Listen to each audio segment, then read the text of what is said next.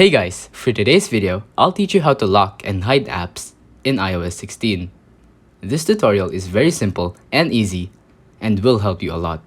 The first step is to go to Settings. Once you're here, scroll down until you see Screen Time. Tap on it.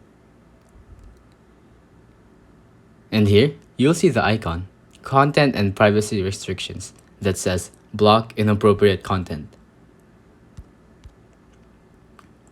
Inside, if you have this switch off, you'll need to turn it on. Find Content Restrictions. Scroll down and tap on Apps. Here, you can restrict apps and it'll disappear from the homepage.